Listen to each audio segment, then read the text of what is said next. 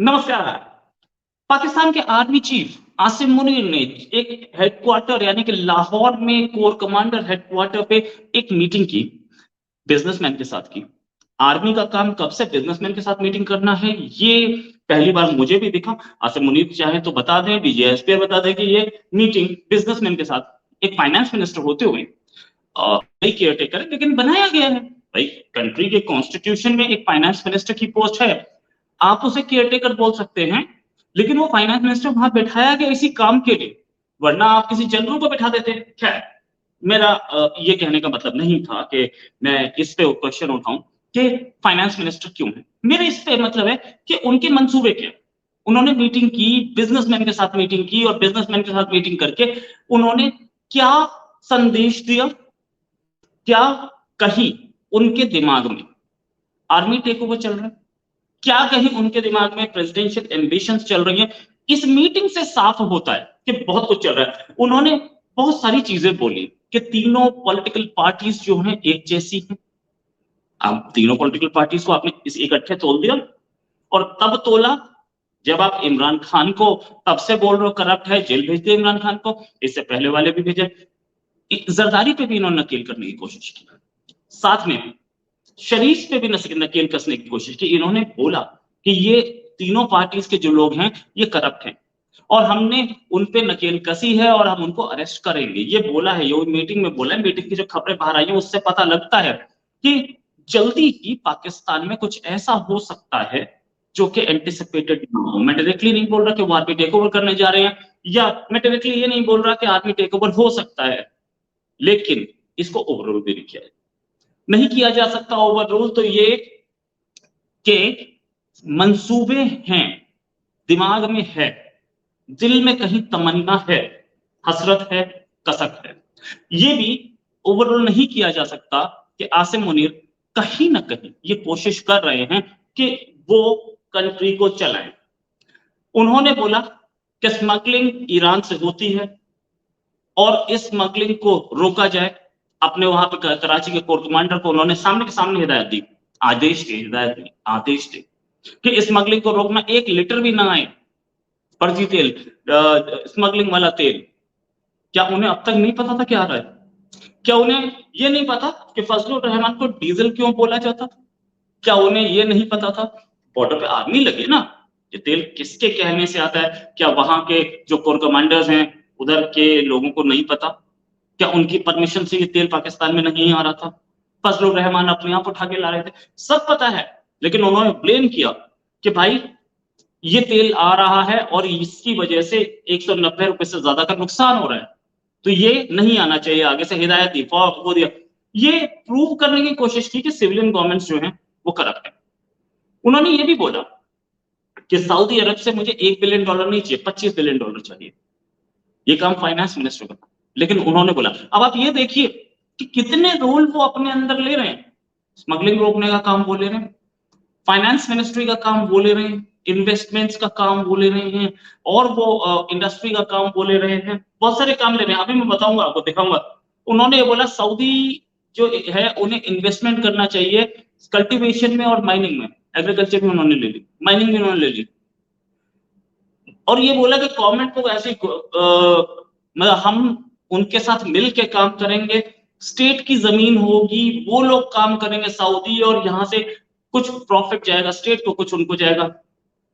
ये पॉलिसी कौन बनाएगा? जीएचक्यू बनाएगी पॉलिसी। क्यों? क्यों जीएचक्यू या आर्मी चीफ इसमें घुस रहे हैं? ये तो स्टेट का काम था, गवर्नमेंट का काम था, ये स्टेट गवर्नमेंट का काम था। और ये चीज, ये प्रेस कॉन्फ्रेंस अब क्यों हुई? जब प्रेस कॉन्फ्रेंस नहीं, ये मीटिंग अब क्यों हुई? जब उनके पास एक परमानेंट गवर्नमेंट नहीं है, एक केयर टेकर गवर्नमेंट है। और केयर टेकर गवर्नमेंट को क्या, इस केयर टेकर गवर्नमेंट को जाने का इंतजार 2 महीने के लिए तो आए हैं कागजों पे, नवंबर में बात जाएंगे ये। तो क्या ये इंतजार नहीं कर सकते थे कि नवंबर के बाद में ये बात कर लूं, इस समय केयर टेकर गवर्नमेंट है? नहीं, या 1 महीने पहले कर लेते तो भी पिछली गवर्नमेंट थी। ये नहीं चाहते थे आसिम मुनीर कि मेरे ये जो काम है इसका क्रेडिट वो गवर्नमेंट ले या वो गवर्नमेंट ले। ये तो केयर टेकर है ना, बोल दूंगा इसके पास कुछ था ही नहीं, सारा काम मैं कर रहा हूं।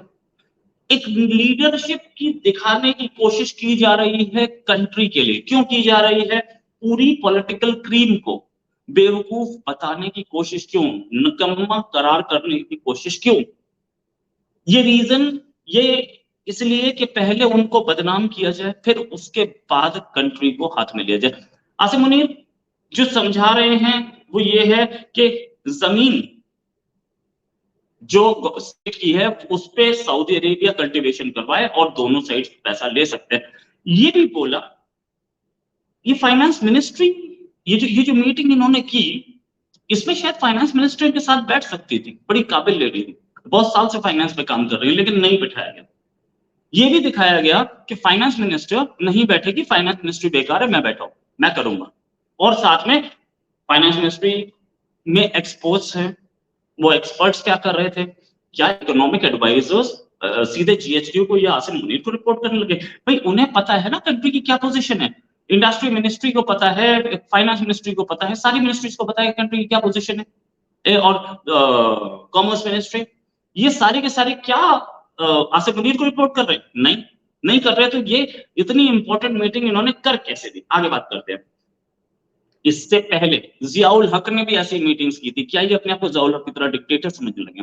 दौर तो वही है, जियाउल हक टाइप। साथ में एक चीज और इन्होंने ये भी बोला कि मैं गारंटी देता हूं $25 बिलियन की इन्वेस्टमेंट की।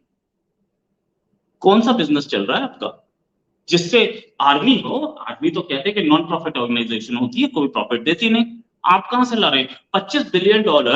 मरी से मरी हालत में मिफ्ता इस्माइल नहीं ला पाए, इशाक डार नहीं ला पाए, आप कहां से ले आए?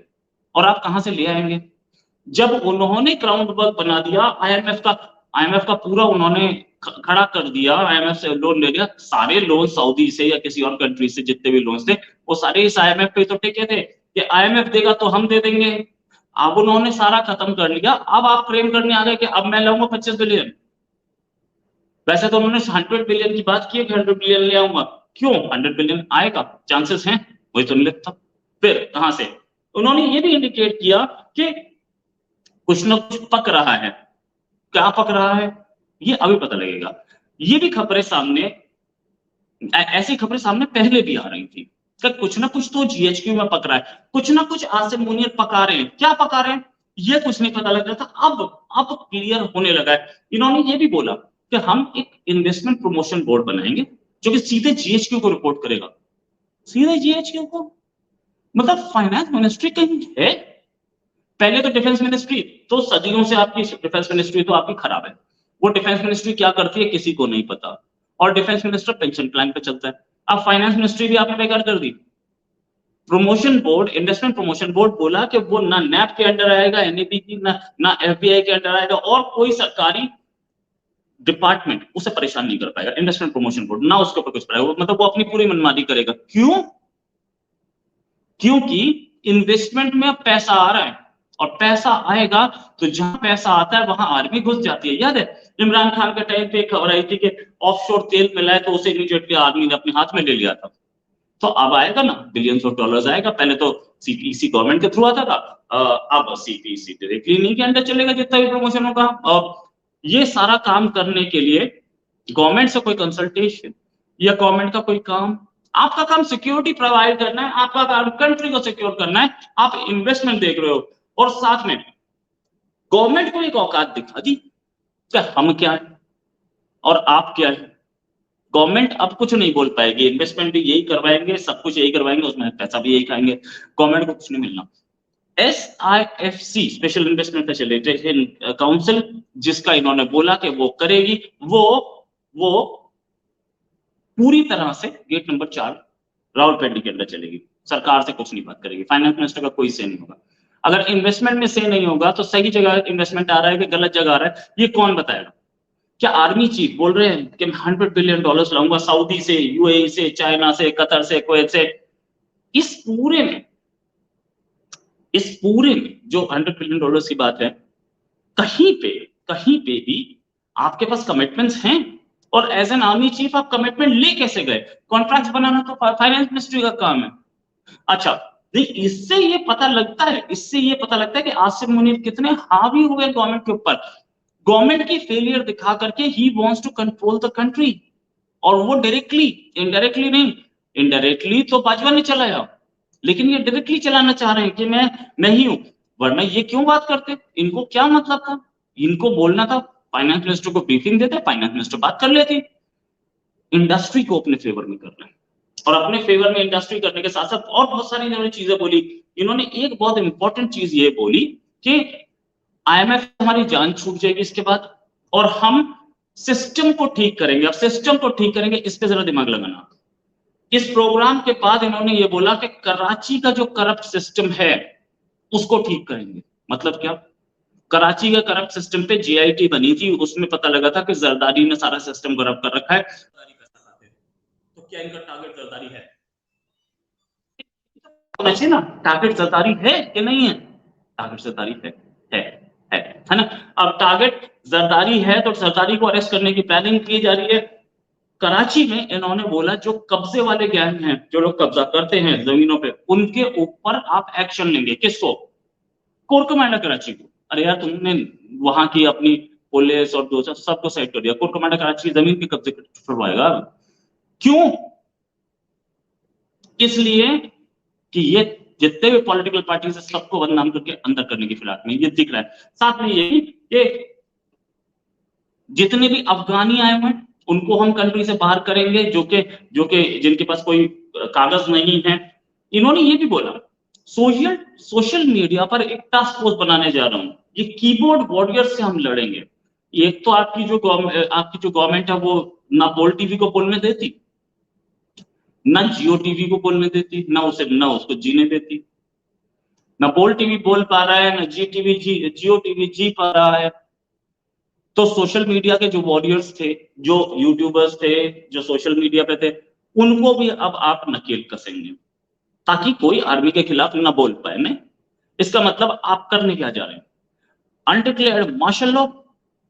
ऐसा तो और इंडिया में बोला जाता है कि इंडिया में वो फ्रीडम नहीं है। कितने इंडियन यूट्यूबर्स बोल रहे हैं, कितने इंडियन लोग बोल रहे हैं, और लाखों में हिट्स हैं, और कोई फर्क नहीं पड़ता है। प्राइम मिनिस्टर मोदी के खिलाफ सब बोलते हैं।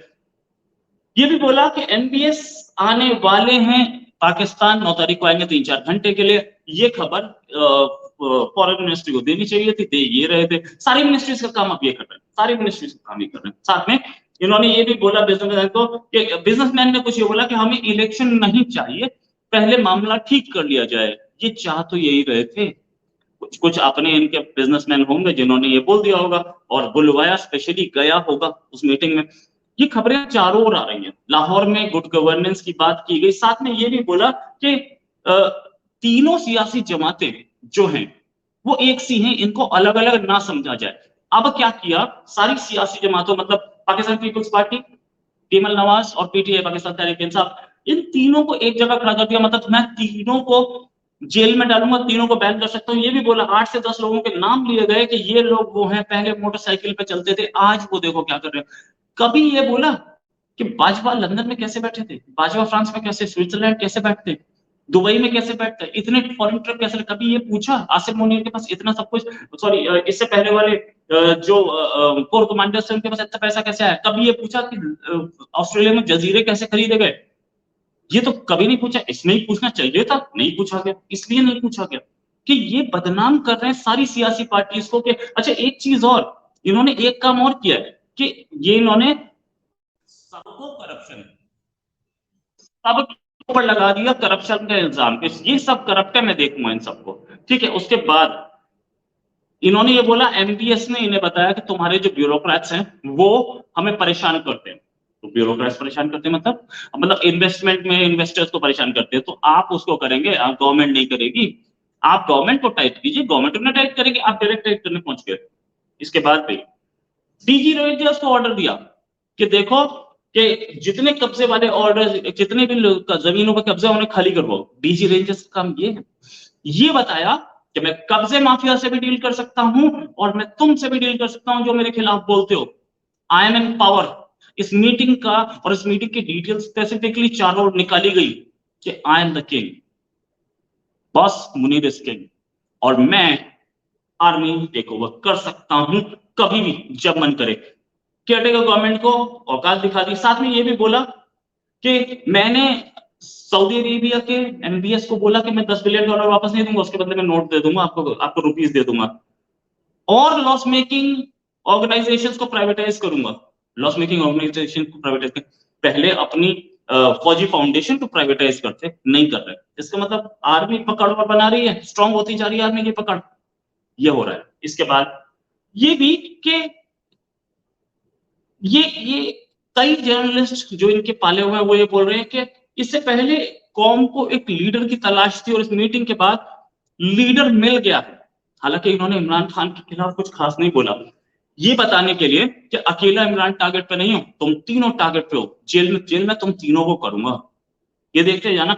और इन्होंने ये भी बोला रेटिंग के लिए कुछ मीडिया के लोग हैं जो कि गलत खबरें फैला रहे हैं, मतलब मेरे खिलाफ खबरें फैला रहे हैं। मीडिया को साथ में वार्निंग दे दी इसी के साथ कि समझ जाओ तुम्हें देख लूंगा। अच्छा, साथ में एक और चीज ये भी बोला कि टैक्स नेट में सबको लाने के लिए एक कमेटी बनी है, वो सबको बेवकूफ बनाएगी और उसके बाद टैक्स नेट में कोई नहीं आ रहा है। इसका मतलब फाइनेंसेस ठीक नहीं चल रहे, मैं आऊंगा, आई एम डूइंग इट। और साथ में ये भी बोला, मतलब बहुत सारी चीजें इन्होंने बोली जो कि देखने वाली थी। एक ये भी बोला इन्होंने कि स्मगलिंग पर पहले मैंने हाथ डालने की कोशिश की थी क्वेटा में, तो मेरे कलेक्टर को मार दिया गया था, और उसके बाद मुझे सिक्योरिटी कवर दिया गया था। और ये भी बोला कि निगरान जो प्राइम मिनिस्टर हैं वो स्मगलिंग पर मीटिंग्स कर रहे हैं लेकिन एक्शन नहीं ले रहे, उनका काम है एक्शन लिया जाए। कितनी बड़ी बातें बोली। इसका मतलब तैयारी कुछ है और हमें कुछ दिन में ही पता चलेगा कि ये तैयारी क्या है और क्या जल्दी से जल्दी हमें पता चल सकता है, मैं आपके सामने लाऊंगा। लेकिन कहीं ना कहीं हो सकता है कि आर्मी टेक ओवर हो जाए। इसी के साथ एक और खबर के साथ फिर हाजिर होंगे। अभी के लिए नमस्कार, धन्यवाद, जय हिंद।